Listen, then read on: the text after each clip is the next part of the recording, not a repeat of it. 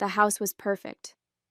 After months of renovations, choosing paint colors, hunting for furniture, and agonizing over every tiny detail, it finally felt like a home. Our home. I'd spent countless hours on this space, pouring in not just money but heart and soul. It wasn't just a house. It was a symbol of what I thought my marriage to Daniel could be. A partnership. A place where we could start fresh and build something beautiful together. That's why, when he casually dropped the bomb over dinner, it felt like a slap in the face. "So, Greg's going to stay with us for a while," he said, spearing a piece of chicken with his fork. "You know, just until he gets back on his feet." I blinked at him, not sure I'd heard him right. "Greg? Your friend? The one going through the divorce?" "Yeah," Daniel said, chewing like it was no big deal. "He needs a place to crash, and he's bringing his dog too." I put my fork down, my appetite evaporating. "How long is a while?" He shrugged. "Until further notice." My name is Julia, and I'm 36 years old. For the past year, I've been pouring my energy into this house. It wasn't just about renovations. It was about creating a sanctuary, a place where Daniel and I could finally settle down and start the next chapter of our lives. But over the years, I'd started to notice a troubling pattern. Daniel had a habit of making decisions, big ones, without consulting me. Whether it was switching jobs, planning vacations, or apparently inviting his recently divorced best friend to live with us indefinitely, my opinion was always an afterthought. He'd brush off my concerns with a casual, "It's fine," or "We'll figure it out." And each time I'd let it go, convincing myself it wasn't worth the fight. This time, though, it felt different. The house was supposed to be our space, the one place where I thought I'd finally have a say. And yet, here we were, with Daniel unilaterally deciding to upend our lives. Again. "Daniel," I said, trying to keep my voice calm, "don't you think we should have talked about this first? This is a huge decision." He looked at me like I'd just suggested something ridiculous. "Why? It's my house, too. I don't need your permission to help my best friend." I felt my stomach knot. This isn't just about Greg. We've just finished moving in, we're finally settling down, and now you're inviting someone else to live with us indefinitely? What about his dog? What about our space? This affects both of us. Daniel sighed and leaned back in his chair. "Look, it's not a big deal. Greg's going through a rough time, and I'm not going to abandon him. He's my best friend. You'd do the same if it were one of your friends." "That's not the point," I said, my voice sharper now. "The point is, you didn't ask me. You just decided, and now I'm supposed to go along with it like I don't have a choice?" "It's my house too, Julia," he snapped, his tone turning defensive. "And my decision is final." The words hung in the air like a punch to the gut. My decision is final. Not our decision. My decision. In that moment, it was painfully clear. He didn't see me as an equal partner. He saw me as someone who'd adjust, compromise, and bend to whatever he wanted. And the worst part? He expected me to accept it without a fight. I stared at him across the table, my heart pounding. Every fiber of my being wanted to explode, to yell, to tell him exactly how wrong he was. But instead, I forced myself to take a deep breath. If there was one thing I'd learned over the years, it was that arguing with Daniel rarely led to anything productive. He'd dig in his heels, double down, and turn the blame back on me. So I did something I hadn't done before. I stayed quiet. "Okay," I said finally, my voice calm but icy. "If that's how you feel."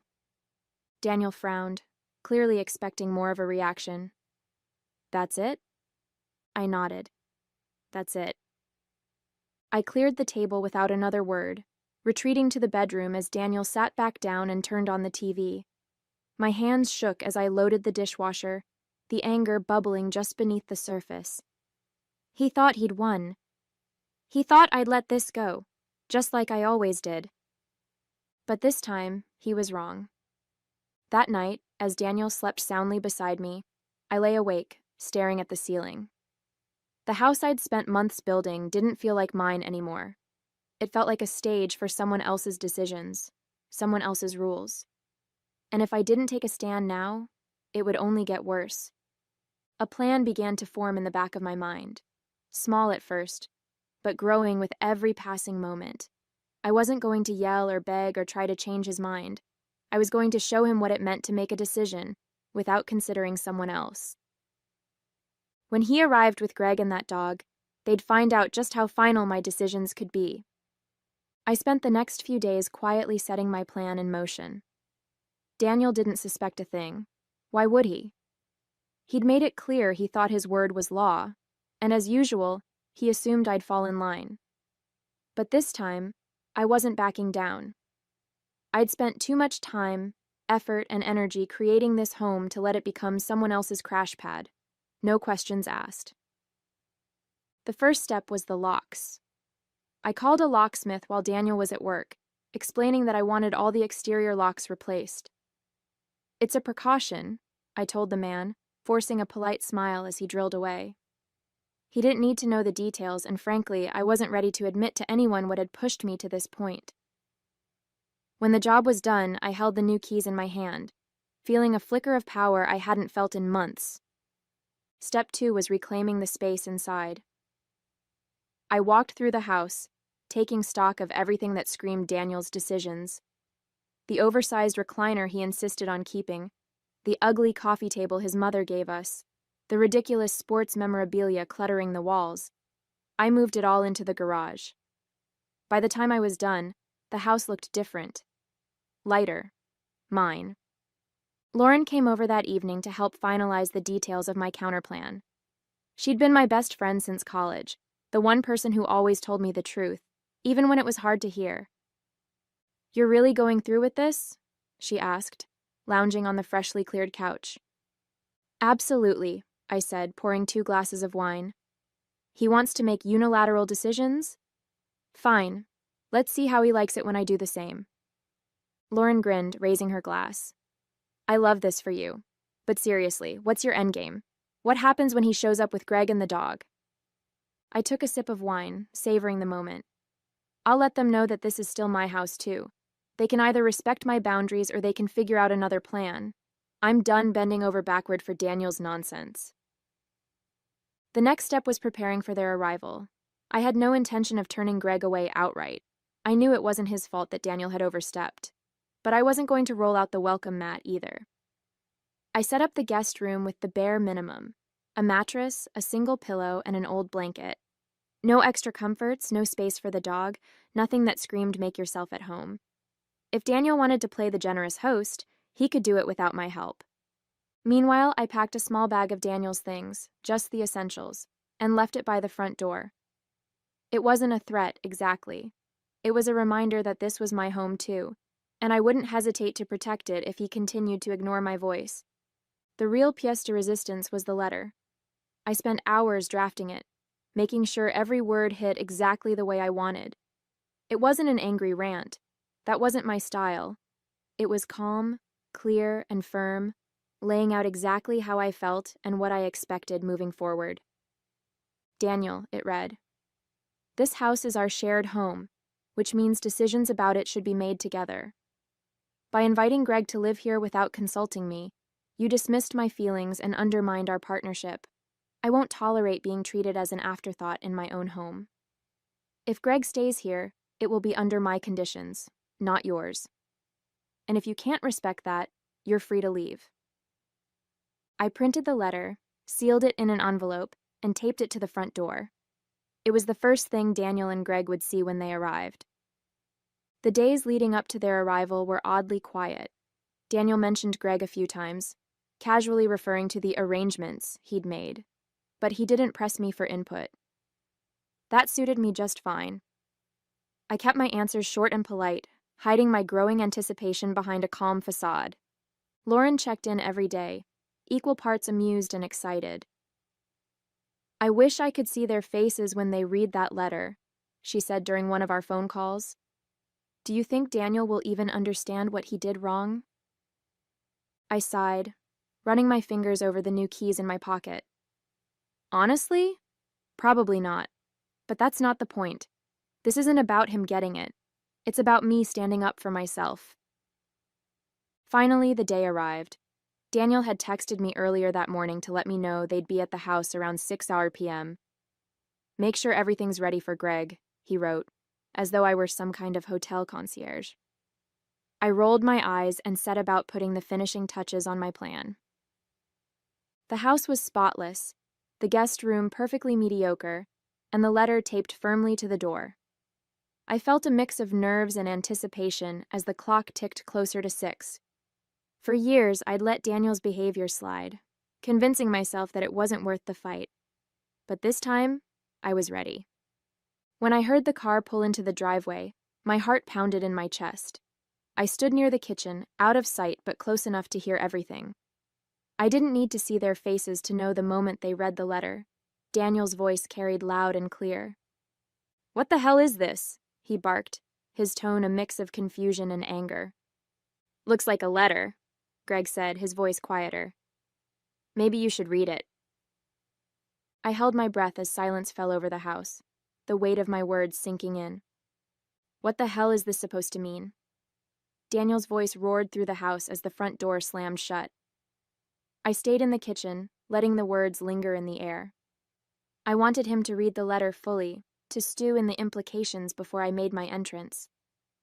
"What's going on?" Greg's voice followed, quieter but tinged with awkward concern. "Should I leave? I don't want to cause problems." "Oh, you're not leaving," Daniel said angrily, his voice rising. "This is my house too, and nobody gets to make rules without me." I walked out of the kitchen then, calm and collected, as though I'd just finished reading a book. "Oh, hi, Daniel, Greg." My tone was so casual, it threw both of them off for a moment. "I see you found the letter." Daniel turned to me, the crumpled paper still in his hand. "What is this?" he demanded, shaking it at me. "What are you trying to pull?" "I'm not trying to pull anything," I said, folding my arms. "I'm just reminding you that this is our home, and I'm not going to stand by while you treat me like a guest in my own space." Greg stepped back slightly, looking more uncomfortable by the second. "Hey, Julia, if this is a bad time, I can—" "No, Greg," I said, cutting him off but softening my tone. "This isn't your fault. You're just caught in the middle of something Daniel should have handled differently." "Handled differently?" Daniel snapped, his face turning red. "You're the one handling this poorly. Changing the locks? Rearranging the house? What are you even doing?" "I'm making a point," I said firmly. "For years, you've made decisions that affect both of us without consulting me. This house was supposed to be our fresh start, Daniel, but instead, you've turned it into a dumping ground for everyone else's problems. And when I asked you to talk to me about it, you told me your decision was final." "Because it is," he said, doubling down. "Greg's my best friend. He needed a place to stay, and I'm not going to apologize for helping him. And I'm not going to apologize for standing up for myself," I shot back, my voice steady but laced with steel. "If Greg stays here, it's going to be under my terms, not yours." Greg held up his hands, trying to de-escalate. "Guys, look, maybe this isn't the best time for me to move in. I don't want to be the reason you two are fighting." Daniel rounded on him, his frustration spilling over. "No, Greg, you're staying. Julia's just overreacting. She'll get over it." "I won't," I said flatly, causing both men to freeze. "This isn't something I'll get over. You've ignored me, dismissed me, and taken me for granted for years, Daniel. This time, I'm drawing the line." Daniel laughed bitterly, gesturing toward the guest room. "So what? You're going to keep me out of my own house? Good luck with that." I stepped closer, meeting his gaze head-on. "It's not just your house, Daniel. It's mine too. And unless you're willing to treat me like an equal partner, maybe you should be the one leaving." The room went silent. Greg shifted awkwardly, clearly wishing he were anywhere else. Daniel looked at me like he couldn't believe what he was hearing. For the first time in years, I saw uncertainty in his eyes. "You're serious," he said finally, his voice quieter. "I've never been more serious," I replied. "You've taken me for granted for too long, Daniel. If you want this to work, you're going to have to start listening to me." If not, I'll be fine on my own. Greg cleared his throat, breaking the tension. Julia, he said hesitantly, I think I should leave. This isn't my fight. You're right, I said, turning to him. It isn't. And I'm sorry you got caught in the middle of this. But this isn't about you, Greg. It's about boundaries. I hope you understand. Greg nodded, grabbing his bag and the dog's leash. I'll figure something else out, he said, shooting a meaningful look at Daniel. Take care of this man. Seriously. As Greg walked out the door, Daniel and I were left standing in the entryway, the tension between us thick and heavy. This is ridiculous, he muttered, pacing back and forth. All this over Greg staying here for a little while? It's not just about Greg, I said, my voice softening slightly. It's about how you treat me. You didn't ask me. You didn't consider my feelings. You just assumed I'd go along with whatever you decided. That's not a partnership, Daniel. He stopped pacing, his shoulders slumping slightly. I didn't think it was a big deal, he admitted, his tone begrudging. I thought you'd understand. Well, I didn't, I said, standing firm. And if we're going to move forward, that has to change. No more unilateral decisions. No more dismissing me. I'm your wife, not a tenant in your house. Daniel didn't say anything for a long time. He just stood there, staring at the letter still crumpled in his hand. Finally, he nodded, his voice barely audible. I get it. Do you? I asked, my tone skeptical. He looked up at me, his expression tired but sincere. I do. I don't want to lose you, Julia. I nodded slowly, then start acting like it. The house felt eerily quiet after Greg left. His dog's absence, the bag he had dragged out the door, and the awkward final exchange lingered in the air. Daniel sat on the couch, his head in his hands, as if the weight of the evening was finally catching up to him. For the first time in years, I didn't feel like the one who had to fix it. I busied myself in the kitchen, putting away the glasses and tidying up, mostly to give myself space to think. I didn't know what would come next, but I knew I'd said everything I needed to say. Daniel's reaction was his to process. I wasn't going to carry the burden of it for him. After a few minutes, he came into the kitchen, his footsteps slow and deliberate. Julia, he said, his voice softer than I'd expected. I want to talk. I turned to face him, leaning against the counter. I'm listening. He rubbed the back of his neck, looking anywhere but at me. I was wrong, he said finally. About Greg. About the way I've been treating you. I've been selfish. I didn't even think about how this would make you feel. For a moment, I didn't respond. I wanted to believe him, but I'd heard apologies before. Do you understand why I'm upset? I asked carefully. I think so, he said, his brow furrowed. It's not just about Greg moving in. It's about how I handled it, how I didn't handle it with you. I made it seem like your opinion didn't matter, and that's not okay. I nodded slowly. No, it's not. He sighed, his shoulders slumping. I've always been the kind of guy who makes decisions quickly. I didn't realize how much that was hurting us. You've had years to realize it, I said, my tone firm but not unkind. And I've had years of being dismissed and overlooked. That stops now, Daniel. If you can't change, if we can't be partners, I won't stay. His face tightened at my words, but he didn't argue. Instead, he nodded. You're right. I don't want to lose you, Julia. I know I've messed up, but I want to do better. That night, we slept in separate rooms. It wasn't out of anger, but because I needed time to process what had happened. For years, I'd carried the weight of Daniel's decisions, sacrificing my voice and my comfort for the sake of our marriage. Standing up for myself felt good, liberating even, but it also left me questioning whether things would ever truly change. I replayed the events of the evening over and over in my mind. Greg's quiet departure, Daniel's outburst, and finally, his attempt to take responsibility. Was it genuine? Could he really change after all this time? I didn't have the answers yet, but I knew one thing for certain. I wasn't going back to the way things were. In the days that followed, Daniel made an effort. He started asking me about decisions, small ones, like where to go for dinner, and bigger ones, like how we'd divide responsibilities at home. It wasn't perfect, and I could tell it wasn't easy for him, but it was a start. For the first time in years, I felt like we might actually be partners. As for me, I began focusing on what made me happy. I redecorated parts of the house to reflect my own tastes, adding personal touches that made the space feel like mine again. I spent more time with Lauren, catching up over coffee and laughing about the chaos of the past few weeks. Slowly but surely, I started to feel like myself again, stronger, more confident, and less willing to settle for anything less than what I deserved. A month later, the house felt like a completely different place, not because of the decor or the layout, but because of the energy. It was quieter, more balanced, and for the first time in years, it felt like my home. I'd spent weeks reclaiming my space, not just physically but emotionally, and that effort had paid off. Daniel had taken the confrontation to heart.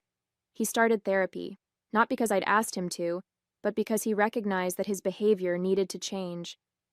He admitted one evening over dinner that he hadn't realized how much his decisions had alienated me, how his assumption that we'd figure it out had really meant, "You'll adjust."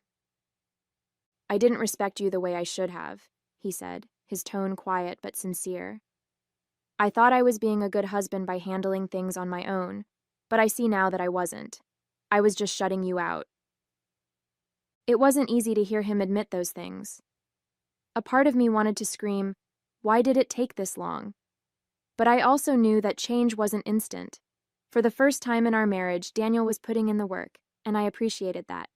It didn't erase the years of frustration, but it was a start. As for me, I'd found my voice again. The version of me that had been buried under years of compromise and silence was finally coming back to life. I set boundaries, clear, firm, and unapologetic ones, and Daniel respected them. When he asked about having Greg over for dinner one weekend, I appreciated that he phrased it as a question, not an assumption. "Dinner sounds fine," I told him, "but just dinner, not a sleepover. And Greg can leave the dog at home." He nodded. "Of course, thanks for agreeing." It was a small moment, but it felt like a win. Lauren noticed the change too. Over coffee one morning, she leaned back in her chair, grinning. "You look lighter," she said, "happier." "I feel lighter," I admitted. "For the first time in a long time, I'm not tiptoeing around him. I know what I want, and I'm not afraid to say it anymore." She raised her cup in a toast. "To finally taking up space." "To not settling for less," I said, clinking my cup against hers. There were still days when I doubted whether things would last, whether Daniel's efforts would hold. But I knew one thing for sure. I'd never lose myself in a relationship again. The person who stood at the kitchen counter, calmly delivering an ultimatum to her husband, wasn't going anywhere.